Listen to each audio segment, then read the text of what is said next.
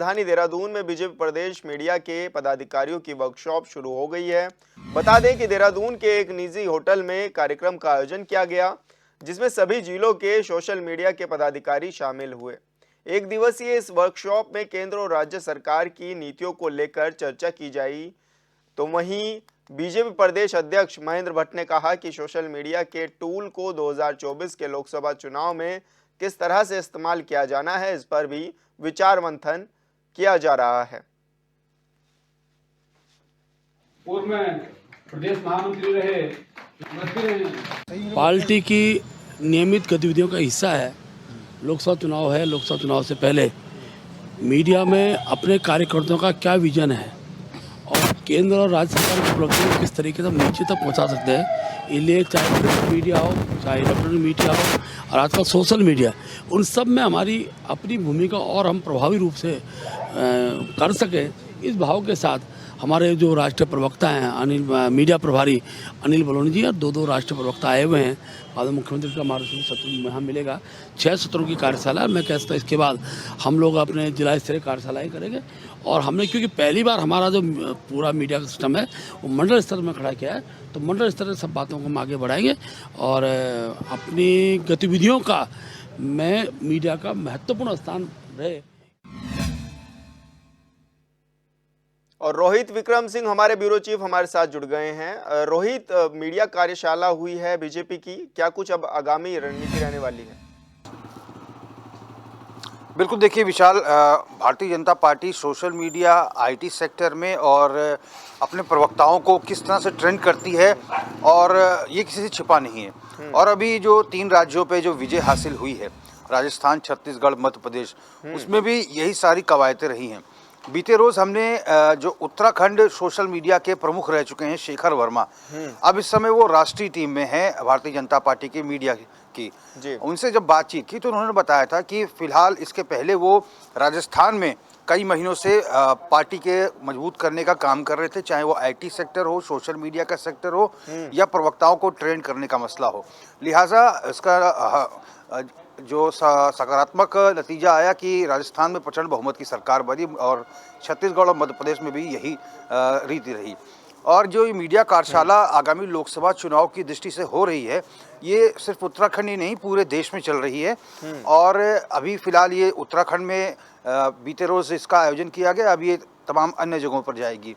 और भारतीय जनता पार्टी के राष्ट्रीय जो मीडिया प्रभारी हैं, राज्यसभा सांसद अनिल बलूनी, उनके साथ में राष्ट्रीय प्रवक्ता राज्यसभा सांसद सुधांशु त्रिवेदी, ये तमाम लोग जो है अलग अलग राज्यों में जाकर किस तरह से सोशल मीडिया प्लेटफॉर्म पे पार्टी के मुद्दों को रखा जा सकता है, किस तरह से अपनी जन कल्याणकारी योजनाएं, चाहे वो राज्य सरकार की हो, केंद्र सरकार की हो, उसको मीडिया पर रखना है। आईटी सेक्टर के जरिए किस तरह से अपने आप को मजबूत बनाना है, अपने प्रवक्ताओं को किस तरह से ट्रेंड करना है, मीडिया में किस तरह के बयान दिए जाएं, किस तरह से अपनी पार्टी का गुणगान किया जाए, ये तमाम जो है टिप्स दिए गए हैं। अब बीते रोज़ ये स्थानीय होटल में ये बैठक चल रही थी और उसमें प्रदेश ही नहीं जिला स्तर के और मंडल स्तर के तमाम जो मीडिया पैनलिस्ट हैं, प्रवक्ता हैं, सोशल मीडिया के जो पदाधिकारी हैं, आईटी सेक्टर के जो पदाधिकारी हैं भारतीय जनता पार्टी के, उन्होंने प्रतिभाग किया था। और अब ये कार्यशाला जो है जिला स्तर से और जिला स्तर पर और मंडल स्तर पर, दोनों स्तर पर पहुंचेगी और करीब 270 मंडलों पर ये कार्यशाला का आयोजन प्रदेश के स्तर पर होगा। चूँकि सारी जो पाठ पढ़ाना था वो तो बड़े नेता कल पाठ पढ़ा के चले गए प्रदेश नेतृत्व को, लेकिन अब प्रदेश नेतृत्व जो अपने जिला स्तर के सभी सोशल मीडिया के कार्यकर्ताओं को, पदाधिकारियों को, मंडल स्तर के तमाम कार्यकर्ताओं, पदाधिकारियों को, आईटी सेक्टर के पदाधिकारियों को, तमाम लोगों को फीडबैक देगा। देखिए विशाल, भारतीय जनता पार्टी में जहां पर प्रदेश के प्रवक्ता होते हैं वहीं पे जिला प्रवक्ता भी हैं, प्रदेश मीडिया प्रभारी हैं तो जिला मीडिया प्रभारी भी हैं, तो इस प्रकार से सभी की जिम्मेदारियां बटी हुई हैं। अब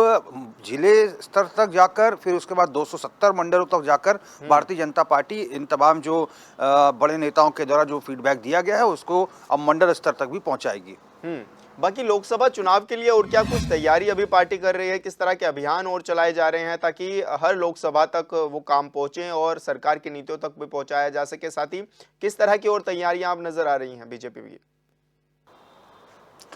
देखिए विशाल, अभी हमने देखा है कि अनुसूचित जाति जनप्रतिनिधि सम्मेलन हुआ, संयुक्त मोर्चा प्रदेश पदाधिकारियों की बैठक हुई, जिसमें सातों मोर्चों को जिम्मेदारी गई आगामी लोकसभा चुनाव के दृष्टिगत। इसके साथ ही लोकसभा योजना बैठक हुई, जिसमें राज्यसभा सांसद, बीजेपी के राष्ट्रीय उपाध्यक्ष लक्ष्मीकांत वाजपेयी और प्रदेश प्रभारी दुष्यंत गौतम ने तमाम जो भारतीय जनता पार्टी का प्रदेश नेतृत्व है उसको नेतृत्व प्रदान किया, और इसके साथ ही उनको आगामी दिनों में क्या कुछ करना है सारी प्लानिंग करके यहाँ से गए हैं, उसी के दृष्टिगत सारा काम काज हो रहा है। और इसके साथ ही शक्ति वंदन कार्यक्रम जो है भारतीय जनता पार्टी का प्रस्तावित है, जिसमें भारतीय जनता पार्टी के तमाम जो मोर्चों के अध्यक्ष हैं, पदाधिकारी हैं, उसके साथ ही जो वरिष्ठ पदाधिकारी हैं वो पूरे प्रदेश में महिलाओं तक संपर्क करेंगे और महिलाओं को बताएंगे कि प्रदेश सरकार और राज्य सरकार और केंद्र सरकार महिलाओं के लिए क्या कुछ जन कल्याणकारी योजनाएं चला रही हैं, और तमाम चीज़ों को बताने का प्रयास होगा, और जो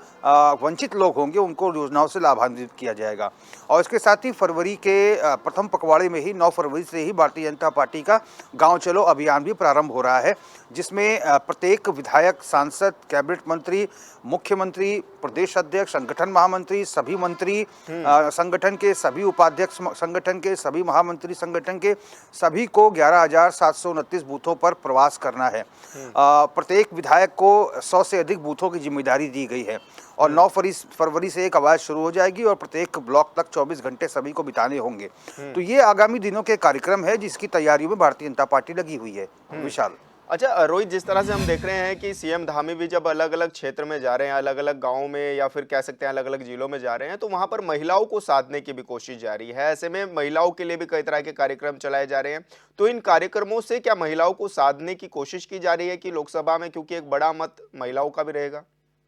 देखिए विशाल, राज्य सरकार हमेशा से इस बात को कहती रही है कि राज्य में जो सरकारी नौकरियां हैं वो सीमित संख्या में हैं। ऐसे में सभी लोग अगर राज्य सरकार की नौकरी पर ही सबकी डिपेंडेंसी होगी तो ये मुमकिन नहीं कि सभी को समाहित किया जा सके। इसीलिए राज्य सरकार स्वरोजगार पर और अपने खुद के लघु उद्योगों लगाए जाने पर, और इसके साथ ही सरल सहायता समूह के द्वारा किस तरह से महिलाएं और युवा हैं वो अपने आप को रोजगार के अवसर से आच्छादित कर सकते हैं, इन तमाम चीज़ों को लेकर मुख्यमंत्री लगातार जो है प्रयासरत हैं। अभी मुख्यमंत्री का तमाम जिलों पर बुआरी कौतिक सम्मेलन चल रहा है, जिसमें महिलाएं जो सरल सहायता समूहों के द्वारा, चाहे वो मक्खन बनाना हो या फिर जो पहाड़ी न्यून बनाना हो, या तमाम ऐसे उत्पाद हैं जो बहुत ही प्राचीन काल से चले आ रहे हैं और बहुत ही गुणकारी हैं, ऐसे तमाम जो सरल सहायता समूहों के द्वारा जो ये प्रयास किए जा रहे हैं उनको मुख्यमंत्री हर जिले में जाकर प्रोत्साहित कर रहे हैं। सरकार की तरफ से जो भी मदद की जानी होती है तो सरकार उसको मदद भी दे रही है, और बहुत ही महत्वाकांक्षी योजनाओं के तहत ये कार्यक्रम चल रहा है। अच्छा, क्या बीजेपी के बड़े नेता का भी अब उत्तराखंड आगमन हो सकता है? कब ये हो सकता है और कौन कौन आ रहे हैं? क्या इस पर भी कोई जानकारी मिल पा रही है? देखिए विशाल, सबसे पहले मैं आपको बताना चाहूँगा कि प्रधानमंत्री नरेंद्र मोदी की 3 जनसभाएं जो हैं भारतीय जनता पार्टी के प्रदेश नेतृत्व ने मांगी है हाईकमान से, जिसकी स्वीकृति भी मिल गई है। अब सिर्फ जगह का चयन हो रहा है कि कहाँ कहाँ जनसभा करानी है। इसके साथ ही गृह मंत्री अमित शाह, रक्षा मंत्री राजनाथ सिंह, बीजेपी के राष्ट्रीय अध्यक्ष जगत प्रसाद नड्डा और जो तमाम स्टार प्रचारक हैं, चाहे वो मनोज तिवारी हों, सांसद रवि किशन हो, मंत्री स्मृति ईरानी हो, और सीएम योगी आदित्यनाथ हो उत्तर प्रदेश के, इन तमाम जो स्टार प्रचारकों की सूची तैयार हो रही है और जल्द ही ये सूची भी हाईकमान को प्रेषित की जाएगी। कब कब किसकी जगह किसकी जनसभाएं लगानी है, इस पर विचार मंथन संगठन के स्तर पर भारतीय जनता पार्टी में चल रहा है। अच्छा, क्या कुछ टारगेट बीजेपी लेकर के चल रही है इस बार लोकसभा चुनाव के लिए? देखिए, भारतीय जनता पार्टी का टारगेट उत्तराखंड के परिप्रेक्ष्य में यह है, जो कि लोकसभा योजना बैठक में तय हुआ है कि प्रत्येक लोकसभा की 5 सीटों को तो जीतना है ही, और ये जीत का मार्जिन, हार जीत का अंतर 5 लाख से अधिक का होना चाहिए। ये उत्तराखंड में भारतीय जनता पार्टी का टारगेट है।